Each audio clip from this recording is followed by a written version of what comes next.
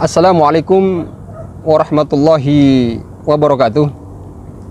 Alhamdulillahirrabbilalamin. Hari ini berjumpa lagi dalam kegiatan Kotong Ba Omong. Ya, seperti biasa kita bersama bersama para narasumber untuk kemudian berbagai inspirasi, berbagai ilmu, sharing pengetahuan dan juga pengalaman yang mungkin selama ini saudara semua belum dapat pengalaman itu, tapi mereka sudah. Dan hari ini saya bersama dengan salah satu narasumber yang luar biasa, sepak terjang di dunia dakwah, pendidikan, dan dunia sosial. Bersama saya Ustadz Saiful Bahri MH. Barakallah. Sehat Ustadz ya? Alhamdulillah. Barakallah. Ini kalau teman-teman mengikuti beliau aktivitas ini, Masya Allah, luar biasa. Bahkan ritmenya beliau tidak bisa kita tandingi untuk mengikuti bagaimana kemudian aktivitas dakwah sosial, pendidikan, dan yang lainnya. Nanti kita akan tanya-tanya aktivitas apa yang kemudian hari ini beliau kerjakan. Baik Ustadz, ahlan wa sahlan dalam kegiatan Kotong Ba Omong. Jadi ini sharing saja, mungkin juga tukar pikiran dan segala macamnya. Dan langsung saja, jangan banyak bicara, langsung kepada Ustadz Saiful Bahri. Mungkin bisa diberikan gambaran apa aktivitas Ustadz hari ini dan pengalaman-pengalaman apa yang mungkin bisa sharing kepada teman-teman semuanya. Monggo Ustadz. Baik, bismillah. Assalamualaikum warahmatullahi wabarakatuh. Waalaikumsalam warahmatullahi wabarakatuh. Alhamdulillah alladzi 'allama bil qalam 'allama al insana ma lam ya'lam. Asyhadu an la ilaha illallah wahdahu la syarikalah wa asyhadu anna Muhammadan 'abduhu wa rasuluhu, amma ba'd. Teman-teman dirahmati Allah Subhanahu wa taala. Alhamdulillah, omong tentang pengalaman di dunia pendidikan, dunia dakwah, ya.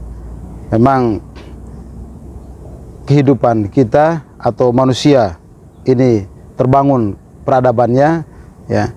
Terbangun strata sosialnya, ekonominya, politiknya, dan semua aspek itu bergantung pada ilmu, ya. Bergantung pada pendidikannya.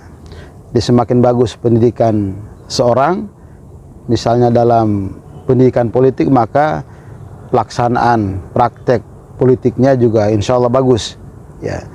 Bagus pendidikan atau pengalaman ekonominya, maka insya Allah dalam hal usaha, dalam hal ekonomi juga akan menghantarkan dia menjadi semakin bagus, ya. Begitupun dalam hal keagamaan, keimanan dan ketakwaan seorang semakin bagus kalau pondasi ilmu, keimanan, ketauhidan itu bagus, maka akan mengantarkan hidupnya dalam hal keimanan juga insya Allah akan bagus, ya. Maka dunia pendidikan ini sangat penting, ya, untuk semua manusia, ya.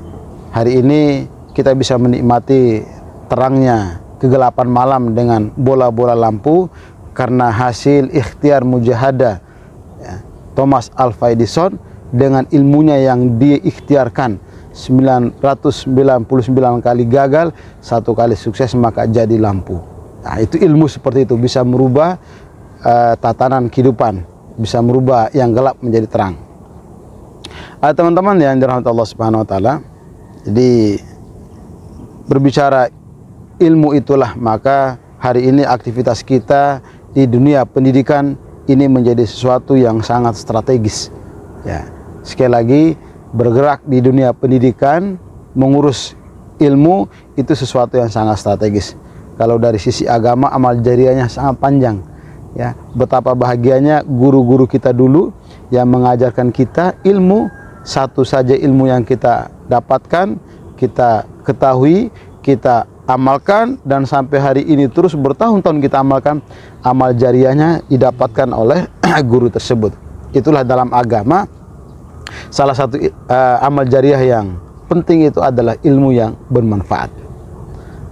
Teman-teman dirahmati Allah Subhanahu wa taala, jadi hari ini alhamdulillah saya aktivitas hari-harinya di dunia pendidikan untuk mempersiapkan generasi, mempersiapkan anak-anak dalam rangka mencerdaskan kehidupan bangsa, ya, di khususnya negara kita ini. Karena kita butuh generasi-generasi berikut, generasi-generasi yang punya kemampuan, punya kapabilitas, ya, punya kredibilitas, ya, untuk mengurus masyarakat dan mengurus bangsa ini. Kurang lebih begitu, Abang. Ya, baik ya. Jadi beliau sampaikan bahwa lagi bagaimana kemudian memberikan generasi ini menjadi generasi yang cerdas dan berguna bagi bangsa. Dan perlu diketahui semua bahwa beliau ini juga salah satu mentor atau trainer juga, kemudian seorang mubalik kenaman juga di Kota Kupang, dan juga seorang penulis juga Ustadz ya. Siap. Penulis buku tentang pendidikan atau lebih spesifik kepada gurunya. Baik Ustadz, mungkin bisa digambarkan atau bisa dijelaskan kepada teman-teman apa susahnya, apakah ada susah gitu kita ngurus pendidikan Ustadz? Siap. Ya, pendidikan yang punya nilai strategis ini tentunya dalam perjalanannya atau dalam perjalanan ikhtiarnya tidak semudah, ya, tidak segampang orang bilang membalikkan telapak tangan, ya. Ya. Sesuatu itu pasti ada tantangan, ada rintangan dia. Namun yang poin penting yang harus kita perhatikan, sesuatu kesulitan, satu kesusahan, satu rintangan dan seterusnya yang dihadapkan oleh Allah kepada kita dalam setiap ikhtiar mujahadah terkhusus dunia pendidikan ini, itu juga bagian daripada seni dalam kehidupan atau dalam ikhtiar dunia pendidikan. Karena setelah kesulitan, setelah masalah, setelah problem itu, kita harus yakin ada kesuksesan, ada kemudahan setelah itunya, ya. Inna ma'al usri yusra.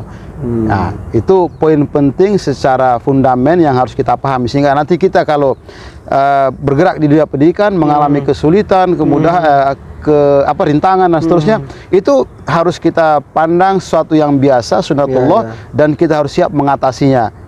Itu dengan setiap semua ikhtiar maksimal yang kita berikan untuk menyelesaikan. Kenapa? Karena setelah itu insya Allah ada kemudahan, ada kesuksesan di balik itu. Itu poin pentingnya. Nah, kalau ditanya ada kesulitan, ada rintangan, pasti ada. Kalau dunia pendidikan ini kita ngurusnya orang nih. Betul. Ya, Manusia ya. Kita ngurus manusia. Nah, ngurus manusia ini dalam satu rumah tangga, suami, istri, anak 2, 4 orang ini saja masing-masing punya karakter yang berbeda. Ya. Berbeda. Padahal ini 2 anak lahir dari satu ibu bapak, sepasang suami istri. Itu saja bisa menghasilkan 2 anak yang memiliki karakter berbeda. Betul. Ya.